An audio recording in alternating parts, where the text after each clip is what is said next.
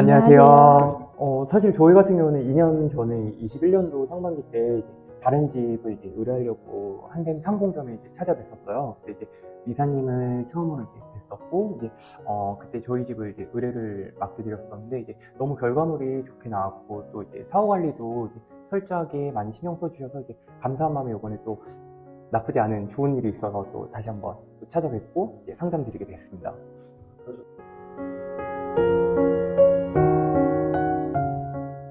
그 전에 집 같은 경우는 사실 이제 외풍이 많이 심한 집이었거든요. 근데 이제 제가 먼저 말씀드리기 전에 이제 그 전에 그 집에 살고 계시던 분들이 이제 그런 말씀을 하시더라고요. 이제 이 집이 굉장히 춥고 그런 추위나 외풍 때문에 불편한 점이 많다 보니까 이제 그거 관련해서 인테리어를 하시게 되시면은 좀 철저하게 해주길 바란다. 이제 많은 말씀 남기셨었는데 이제 그 말씀을 이제 2년 전에 이제 이사님한테 드리고 나니까 이사님이 이제 알아서 이제 외풍 단열 작업이라든지 그런 부분을 굉장히 철저하게 많이 신경 써 주시더라고요. 그래서 지금 현재 살고 있는 집 같은 경우도 이제 그런 부분에 전혀 불만 없이 이제 굉장히 만족하면서 살고 있거든요. 이제 그런 부분 때문에 다시 한번 또 이사님한테 이제 부탁을 드리게 되지 않았나 싶습니다.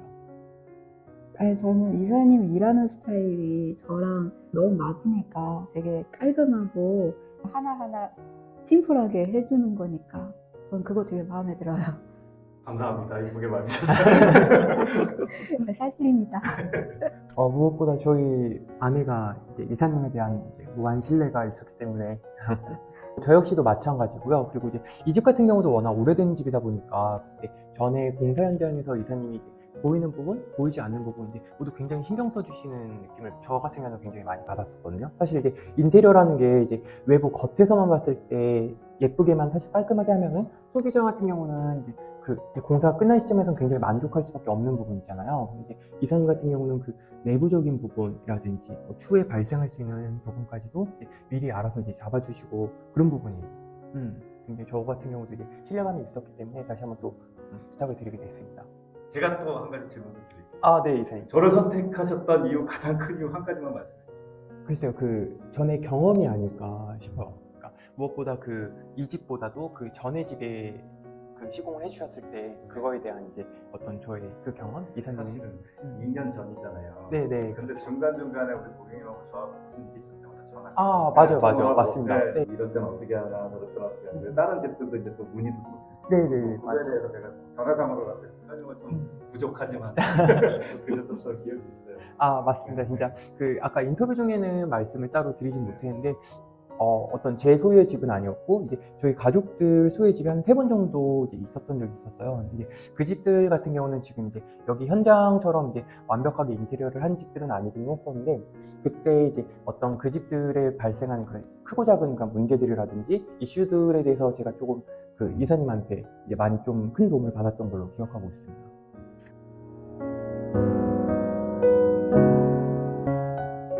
어떻게 뭐 만족도는 어떠세요? 일단 저 같은 경우는 굉장히 만족하고 있고요. 그러니까 그 사실 이제 조명 배치라든지 이런 부분에 대해서 이제 이사님이 처음에 브리핑 해주실 때부터 이제 굉장히 이제 많이 신경 써주셨다라는 느낌을 받았었는데 이제 사실은 이제 조명 관련해서는 이제 정말 100% 이사님의 그런 제안에 대해서 이제 그대로 따라간 부분인데 이제 너무 그 부분이 우선 마음에 들고요. 그리고 이제 저희 이 집 같은 경우는 아까 이사님이 중간에도 말씀을 한번 해주셨는데 천장이 사실 굉장히 낮은 집이었어요. 지금보다 거의 한 10cm 정도. 네, 그 정도는 이제 낮았던 집이었었는데, 그래도 이제 그런 뭐 천장 올리는 작업이라든지 그런 기초공사 관련해서 이제 많이 신경 써주셔서 결과물이 굉장히 좋게 나오지 않았나 싶습니다. 그리고 또 하나 제가 중간에 공사 중간에 거의 원래 예정돼 있던 공사 막바지쯤에 사실 제가 중간에 많이 한번 바뀌었던 게 있었잖아요. 그게 이제 방문 3개 그리고 이제 이쪽에 있는 이제 슬라이딩 도어 이 부분들인데 이제 그 사실은 만약에 제가 이사님 입장이었으면은 이제 그 부분을 중간에 변경을 한다든지 그런 거에 대해 사실 쉽지 않았을 거라고 생각이 듭니다. 근데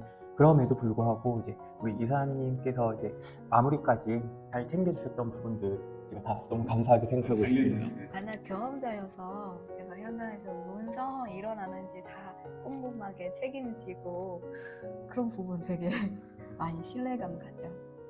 저희가 진짜 신경 하나도 안 쓰고 다 맡겨주시면 되는 느낌?